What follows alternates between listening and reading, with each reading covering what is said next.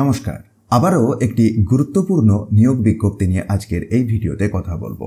যে পোস্টটির জন্য নির্বাচনের প্রক্রিয়া রাখা হয়েছে লিখিত পরীক্ষা, তারপরে রয়েছে কম্পিউটার টেস্ট এবং তারপরে রয়েছে ভাইভা। লিখিত পরীক্ষার সিলেবাস দেখুন, এখানেতে উল্লেখ রয়েছে। টোটাল 100 নম্বরের পরীক্ষা হবে এবং 2 ঘন্টা সময় পাবেন। কোনো রকম নেগেটিভ মার্ক নেই এবং কোন কোন সাবজেক্টের উপর প্রশ্ন হতে পারে সে প্রসঙ্গে দেখুন এই সেকশনটিতে কথা বলেছি। আসুন এই টেবিলটি নিয়ে পরে কথা বলা যাবে, আগে দেখে নেওয়া যাক কি পোস্টে নিয়োগ হচ্ছে, তার জন্য যোগ্যতা কিরকম লাগছে বা কোথা থেকে বিজ্ঞপ্তিটি প্রকাশ পেল। নোটিফিকেশনটি পশ্চিম বর্ধমান জেলা থেকে প্রকাশ পেয়েছে। Community resource person enterprise promotion অর্থাৎ সিআরপিইপি এই পোস্টটিতে নিয়োগের জন্য। এই ধরনের বিজ্ঞপ্তি বিভিন্ন জায়গা থেকেই বের হচ্ছে।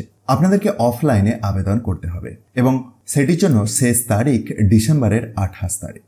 বাই হ্যান্ডে এই নির্দিষ্ট দিয়ে দেওয়া ঠিকানাতে গিয়ে জমা করতে হবে। তাই কমিউনিটি রিসোর্স পার্সন এই পোস্টের জন্য কি ধরনের যোগ্যতা লাগে একটু দেখে নেওয়া যাক।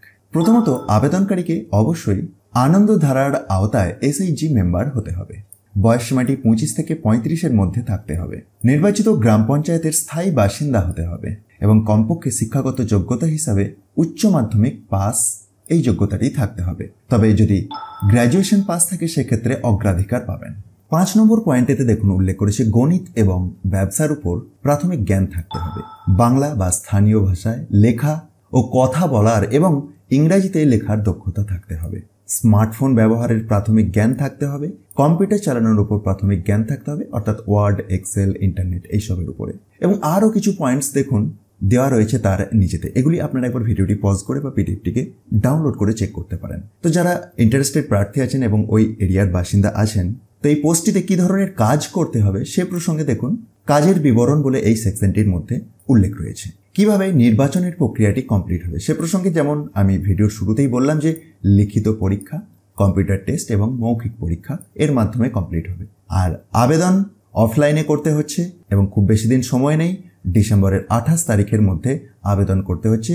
এই নির্দিষ্ট জায়গায় গিয়ে ড্রপ বক্সে ড্রপ করে আসতে হবে এবং লিখিত পরীক্ষার জন্য উপযুক্ত প্রার্থী তালিকা জানুয়ারির 10 তারিখে প্রকাশ পাবে বলে জানিয়েছে এবং লিখিত পরীক্ষার সিলেবাসটি আপনারা তার নিচেতেই একটি টেবিলের মাধ্যমে দেখতে পাবেন।